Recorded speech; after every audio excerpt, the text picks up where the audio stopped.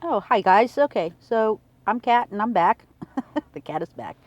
Again, I'm going to be doing some quick videos about different history and mythology that plays in the Game of Thrones. These things might have been covered by other people in other places, so I apologize if I'm recreating something that already exists, but I really wanted to get my own ideas down about what was happening. And I definitely want to give a shout out to all the great folks that are already out there doing a phenomenal job breaking all this down and talking about the different aspects.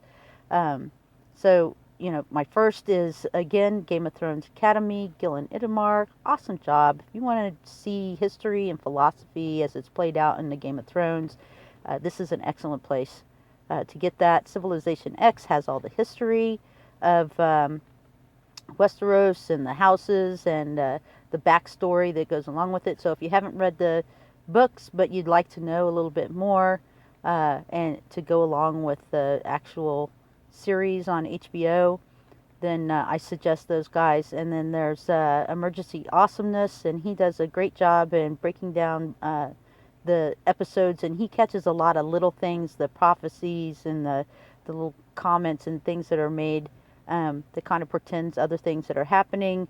And then there's Rawrist. She's great because she's funny and snarky, and she's just very amusing. So I definitely recommend those four. And of course, there's other great ones out there. You can do a search on those. I'll put links for the ones that I really like down in the description. So my purpose of these videos, get down my own ideas and maybe fill in some gaps or expand on some things that other people have already talked about in other videos. So previous videos, I've talked about Roman history, uh, the idea that Norse mythology plays a big part in George R. R. Martin's ideas and rationales for things in the Game of Thrones. In particular, we talked about the Wall and how the land of always winter is Niflheim in uh, Norse mythology, and Helheim is the bitterest, coldest place occupied by giants and all the unheroic dead, etc. And then I talked about Ragnarok and the long night and the long winter and the presaging of basically the Nordic version of apocalypse. So you can go back and take a look at those. The What I want to talk about now is I want to talk about other mythology and or faith ideas that are reflected in Game of Thrones, and how all these things are kind of related or have similar aspects to not only Game of Thrones, but for instance, the Nordic mythology about Ragnarok and Helheim, etc. So, first thing to talk about is Greek mythology. So, in Greek mythology, the underworld is ruled by Hades, and he was given that as his realm by his brother Zeus, who's up on Olympus. And Hades gets the underworld as a consolation prize, and he's not necessarily particularly happy about that. And there's, you know, depending on what Greek mythology you read, but there's a big part in which he and Zeus are in constant battle, basically attempting to, because Hades thinks he should rule in Olympus as well. So let's talk about the underworld for a moment and sort of how it's reflective of Niflheim and Helheim. So Hades' underworld is it has 5 rivers, for instance. There's 8 in Niflheim, and the one big one, Gazol, the loud and clashing river that protects Helheim, that you have to cross to get into Helheim. Well, in the Greek underworld, there are 5 rivers. 3 of the rivers that are most commonly known is the river Styx, which is the river of oaths, the river Acheron, which is the river of grief and woe, and then the river of Lethe. And Lethe is basically the river, and sometimes portrayed as a lake that the dead get dipped into, so that they lose their memory. They don't remember anything about their previous lives. So in Greek mythology, there's a road to hell, just like the in Nordic mythology, and there's only a secret entrance to the underworld. And to get there, you have to cross uh, a river. And depending on which mythology you read, it's either crossing the river Acheron, the river of woe and grief, or you cross the river Styx. And in order to cross this, it's not a bridge, it's a boat, and it's manned by the ferryman Charon. And to get across, you have to pay Charon his fee, which is 2 little coins. And from Greek period all the way even to modern times, people used to stick 2 coins on the eyes of the dead, and this was to pay the ferryman. And this carried over for many years, and in some cultures here, even in the United States, you might go to a funeral and actually see people with 2 pennies on their eyes. So that's where that comes from. And of course, there's Cerberus, the 3-headed dog, very much like Fenrir, the wolf, who guards the underworld. And once you cross over the river, you are literally cannot come back. And in the underworld is broken down into sort of 3 areas, and it's not really totally related to, or it's very similar to Nordic concepts. So in the Norse mythology, if you died a heroic death and you're brave, etc., etc., you go to Valhalla. And in Greek mythology, if you're a hero or a very, very good person that done something awesome, you would go to the fields of Elysium. And it's not that you totally remember everything. You don't you don't look different. So if you died bloody, you're in Elysium bloody. But basically, it's a land of forever growing apples and feasting and having sex and whatever else, all the good stuff. If you're just a normal person who died of normal stuff like famine, disease, stupid Greek tricks, you go to a Gadadon. I can't pronounce the word, but it's basically the place where everybody goes, and you're just there. There's nothing significant about it. You're not tortured. You don't suffer anything, but you're not doing anything awesome. You're just a spirit wandering around, and you've been dipped in the river Lethe, so you don't know anything. You're just a spirit. And then there's the lowest level of Hades, underworld, which is Tartarus. Now, depending on which Greek mythology you read, Tartarus is either super hot, volcanic, fiery lava stuff flowing around, etc., etc., or it's really, really cold, like Helheim.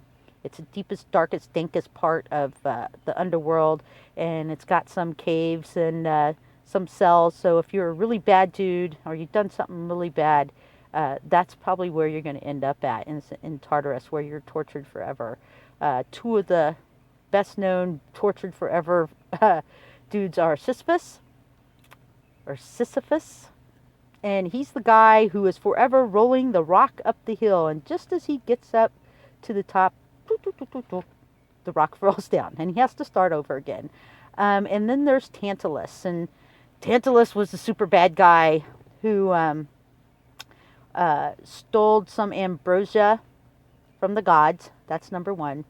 And then to make it up to them, he invited them to a feast in which, he was going to be like, oh, I'm so terribly sorry, and here's your ambrosia back. But he actually chopped up one of Zeus's sons and cooked him and fed him to the gods while he was there, which is a really atrocious thing, right? I mean, they forced them to eat themselves.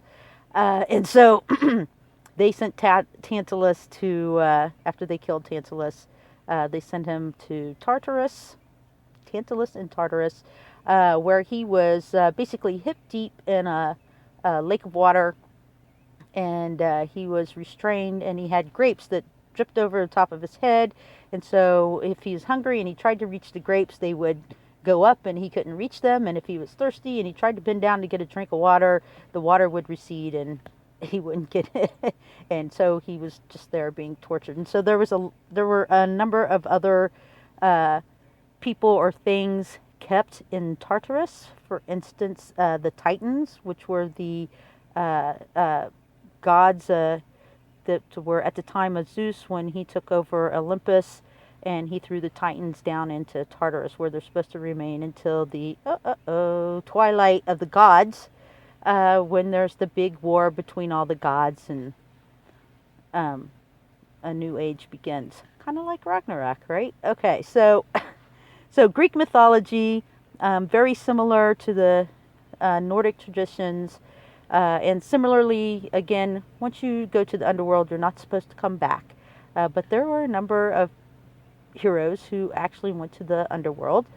Orpheus, for instance, his wife, he had his wife, she was bitten by a snake on their wedding day. Really sucked. And he wanted to go back down into the underworld to get her out, and he played his beautiful harp and sang music and convinced them to allow him to go down there, to give him the, where's the road at and where's the entrance. And he went down, and then he did the same for Hades and Persephone, and he begged them so prettily, please let his beautiful wife come back. And they said yes, but they said, go. So Scathig, or Hecate, Scathic, and these we'll talk about it some other time. They're the same demigoddess. Said, go. I'm going to show you the way. Just don't look back, because if you look back, your wife doesn't get out with you. And so Orpheus climbed and climbed and climbed. He tried to get out of the underworld, and he didn't look back. But of course, his wife at that point was a spirit, so he couldn't hear her footfalls or whatever. And as he got closer to the exit, he became nervous and wasn't sure if she was following him. So what did he do? He looked frickin' back. And his wife faded away, and she didn't get out. But Orpheus did get out, and he lived an extremely long life thereafter, where he went around and played his harp and was depressed. Jon Snow. Okay, so also Theseus went into the underworld to help his friend, and Theseus was a great warrior. So there's a number of stories of only a couple people, though, who went down into the underworld and then made it back. So there is the Greek mythology associated, similar to the Nordic one. So next thing I want to talk about is George R.R. Martin as Catholicism, and how this in fact is very similar to those stories, but there's the aspect of Revelations and the apocalypse to come that is also included. And I did mention that the Greeks have a legend that, in fact, there will also be the great war between the gods and the titans that will get out, and there will be this gigantic clash, and eventually there will be the destruction of Olympus and the gods, and a new era will come. And there's another story in there, which I'll talk about, which is who is presaged to be the killer of the gods. Okay, so next, Christianity. Dante's Inferno. See you in a bit.